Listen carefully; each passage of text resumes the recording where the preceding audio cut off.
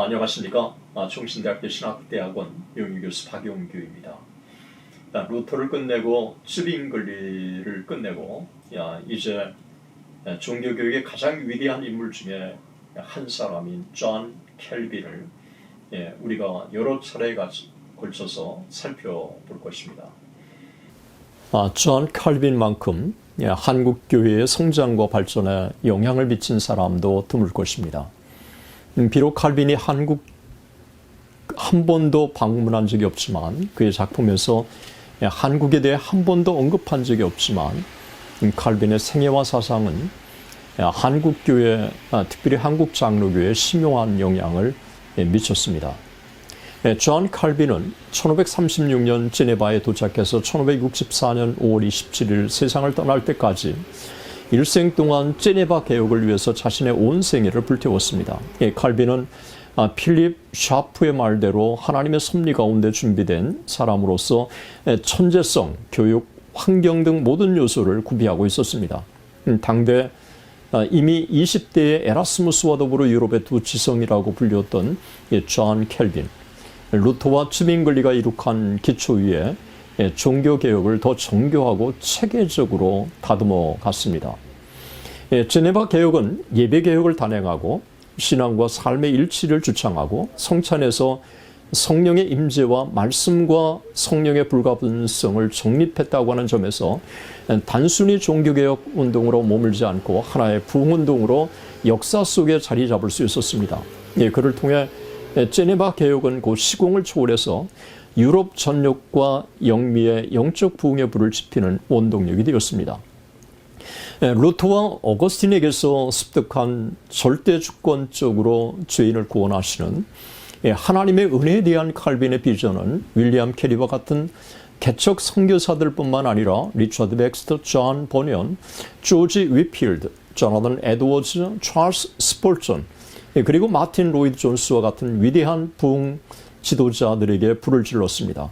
이리에서 존 칼빈은 제네바 개혁과 부흥을 통해서 유럽의 영적 지도를 바꾼 대표적인 인물이 된 것입니다.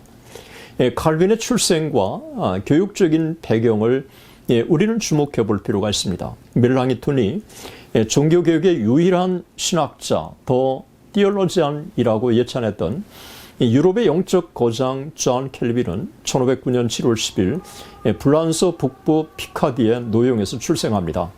노용은 역사 깊은 도시였습니다. 그곳에는 교회당, 수도원 신부 수도사가 많았고 십자군 원정을 이끈 아미엥 피에르, 프랑스 종교개혁과 캐토릭 종교개혁의 지도자들, 여러 혁명가들과 그에 반동하는 인물들이 태어난 곳입니다. 칼빈의 부친 제라르 꼬뱅은 노용 주교의 공식 비서이자 시의 재정관으로 노용의 좋은 가문들과 친밀한 관계를 유지하였고 성품적으로 매우 엄격했습니다.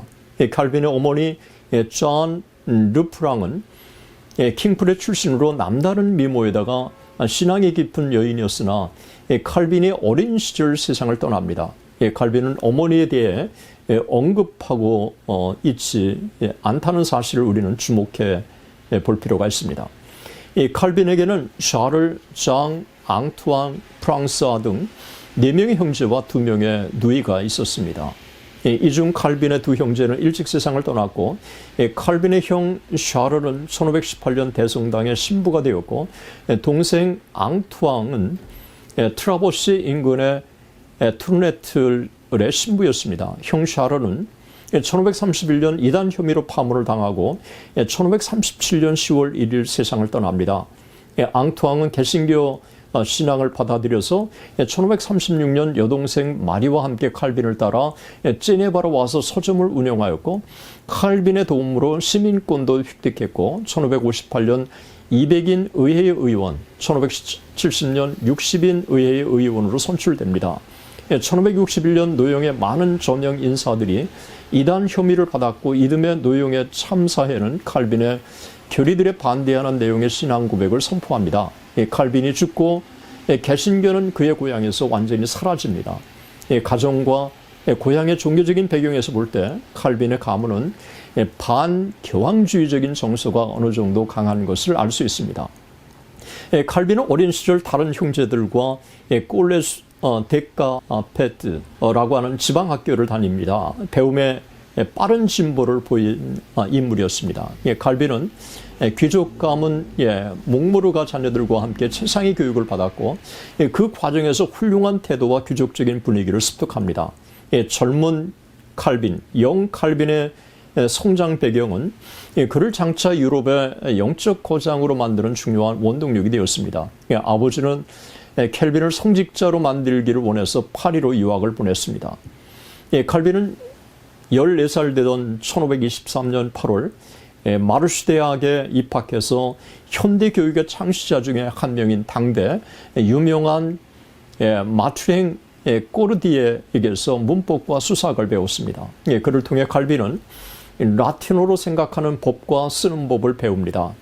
꼬르디에는 자신의 임무를 매우 성실하게 수행하는 소박하고 꾸밈없는 훌륭한 인격자였습니다. 칼빈이 꼬르디에의 라틴어 강좌에서 도움을 얻은 것은 짧은 기간이었지만 이후 그와 깊은 유대 관계를 지속합니다. 꼬르디에는 후에 개신교로 개종하고 제네바 대학 학장을 지내다가 켈빈이 세상을 떠나던 그의 1564년 85세의 일기로 세상을 떠납니다. 칼빈은 1550년 데살로니가 전서 주석을 그에게 헌정합니다. 마르슈 대학에서 약 1년을 보낸 칼빈은 1524년 마르슈 대학을 떠나서 정통신학의 요새로 알려진 몽테큐 대학으로 적을 옮겨서 그곳에서 안토니오 코로넬이라고 하는 스페인 교수에게서 철학을 배웁니다. 1528년 2월 예수회의 창시자 로열라의 이그나티우스가 이 학교에 와서 같은 스승에게 배웠습니다. 16세기 종교 운동의 두 가지 상반되는 조류를 대표하는 두 인물이 같은 지붕 아래 같은 책상에서 공부하는 일이 일어날 뻔한 것입니다. 칼빈은 두 학교에서 유명한 교수들을 통해 라틴어와 철학과 신학의 기초를 다질 수 있었습니다. 그는 5년 동안 몽테규 대학에서 라틴어를 배우면서 인문주의적 배경을 축적하면서 얼마 후에 에라스무스와 필적할 만한 인물로 부상할 수 있었던 것입니다. 젊은 시절 칼빈은 양심적이고 꼼꼼하고 조용하고 책임감이 강했으며 대단히 종교적인 인물이었습니다. 아버지 제라르 꼬방의 주선으로 칼빈은 1527년 9월 27일 18세 때 생 마르댕드 마르테빌의 책임을 맡습니다. 그리고 그 이듬해 1528년부터 1533년까지 칼빈은 최고의 학교 오를레앙 부르주 파리의 주요 대학에서 최고의 훌륭한 교수들에게서 인문학, 철학, 신학을 배웁니다. 칼빈은 교구주교의 법무원이었던 그의 아버지 제라드의 뜻에 따라서 파리 대학에 가서 신부를 위한 예비적 단계로 문학사 학위를 받았으나 아버지가 생각을 바꾸는 바람에 법학으로 방향을 틀었습니다. 배자의 표현을 빌린다면 칼빈의 아버지는 원래 아들 존 칼빈을 목회자로 만들려고 마음먹었으나 법률을 공부하는 것이 부와 명예를 얻는 더 좋은 방법이라고 생각해서 그의 아들에게 법률 공부를 시키려고 결심을 했습니다. 1528년 칼빈은 아버지의 뜻에 따라 오르린 대학에서 법학을 공부하면서 캐톨릭 사제의 꿈을 접어야 했지만 이것은 칼빈의 생애에 중요한 종교적 분위기를 형성합니다. 이듬해 1529년 가을 칼빈은 부르즈 대학으로 적을 옮깁니다. 1531년 부친이 세상을 떠날 때까지 부르즈 대학에 머물다가 1532년 오를레앙 대학으로 돌아갑니다. 칼빈은 당대 라틴법의 두 거두 오를레앙 대학의 레스투알과 부르즈 대학의 알지아띠에게서 역사적 법 해석을 전수받아서 학문적 영역을 넓혀갑니다. 피에르는 당대의 최고의 프랑스 법학자, 인격적으로 균형 잡힌 사람, 매우 신앙적이며 양심적인 사람으로 칼빈에게 깊은 감명을 주었습니다. 그는 당시 유명한 이탈리아 로마 법학자 알치아띠와 견질 수 있는 인물이었습니다. 칼빈은 그의 날카로운 마음과 법에 관한 노련함과 경험에 의해 감명을 받았다. 그를 우리 시대에 불변하는 왕자라고 예찬한 적이 있습니다. 피에르는 보수적인 인물로 파리 의회 의장이 되었고, 아티는 밀라노 출신의 진보적인 학자로 칼빈은 이 두 사람의 학문적 논쟁에 흥미를 가졌습니다. 피에르의 입장을 칼빈은 지지하기도 합니다. 칼빈은 1531년 2월 14일 오르레앙에서 법학사 학위를 취득합니다. 초대교회 터툴리안이 로마의 법 정신을 신학에 적용해서 신학의 깊이와 체계를 더해준 것처럼 칼빈의 법 철학 공부는 그의 판단력을 날카롭게 해주었고 인간의 본성에 대한 지식을 확장시켜 주었고 그가 지네바의 교회를 조직하고 관할하는 데 많은 실제적인 유익을 가져다 주었습니다. 대단히 감사합니다.